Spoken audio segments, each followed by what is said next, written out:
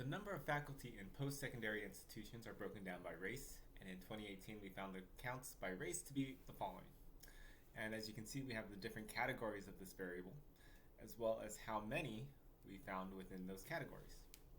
And we want to know, this distribution that we see here with these specific counts, do they fit what we would expect to see in the distribution of race based off of our US Census Bureau? And so this is our idea of a goodness of fit test. We have some observations in counts, and we want to see, do these counts distribute itself to be matching what we expect to see? So let's run our goodness of fit test.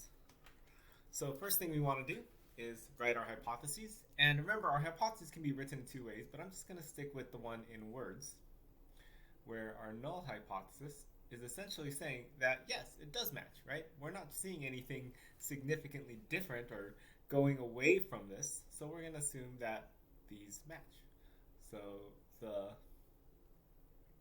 distribution of race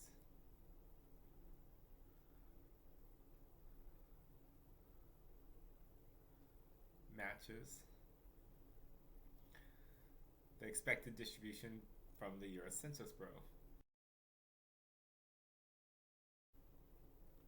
And of course, for our alternative hypothesis, HA, what we see is that, well, if it doesn't match, that's exactly it, right? We're either saying it matches or alternatively it doesn't match.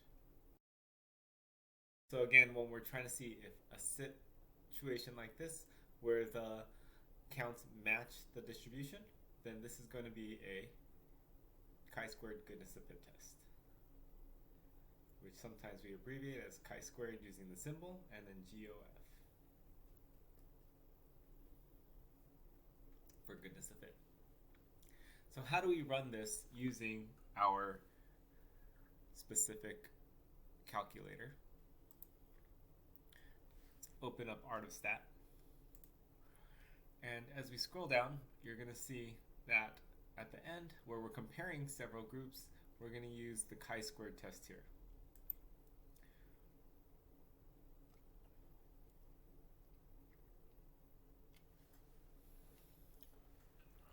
At the top, you're going to see the two types of tests we're looking at, test for independence, and then this one right here is the goodness of fit that we will set. And of course, we're going to be putting in our own data here. So there's two options. We have either contingency table, or we have the individual observations. And don't forget, the observations is if we have the actual data themselves. So we don't have that, we just have the counts. So this is where the contingency table is going to come up. So first thing we have to determine is how many categories do we have here? And if we bring up our situation here, we have 1, 2, 3, 4, 5 categories, right? White, black, Hispanic, Asian, and other. And if you want, you can put those in here, so that way it makes it easier to distinguish them later on versus Cat 1, Cat 2.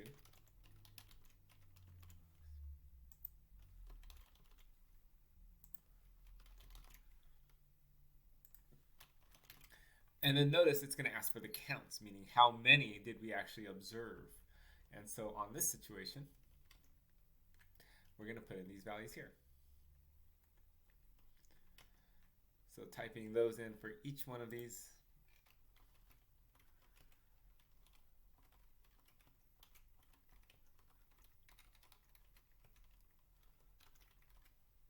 And then lastly, it's going to ask for what says props here. This stands for proportions, right? What are those hypothesized proportions?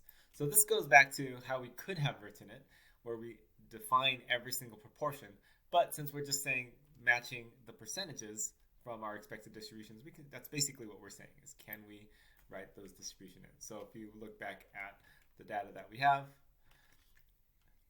it tells us that 60.1% is white, 16.3% is Hispanic Latino, 13.4%, and so on. So we'll put in those values there.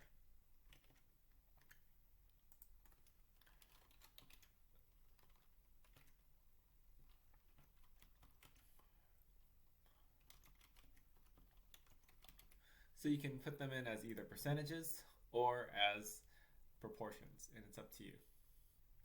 From there, we'll just do submit, and it'll give us our summary here.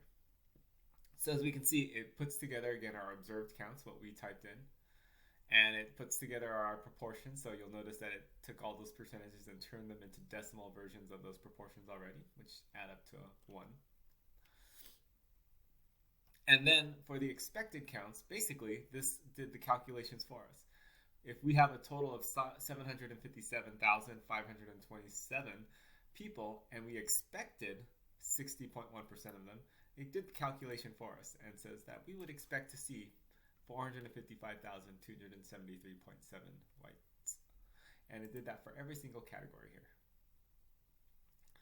And so you can see that the null hypothesis here, they actually wrote it using the other method where rather than just saying it matches the distribution, they actually told us what are those distributions, what are those percentages that we're expecting to see.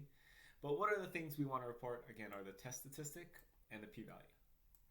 And based off of this, it's very clear that we got something that was very far away from what we would expect to see. We have a massive chi-squared value, so we got something very far away from our expected value. And our p-value is essentially 0.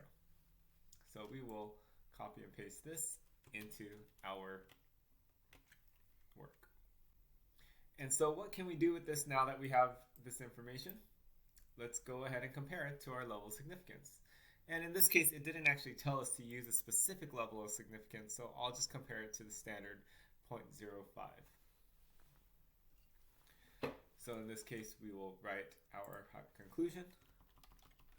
Since the p-value is less than 0.05, or really any reasonable level of significance, we are going to reject the null hypothesis.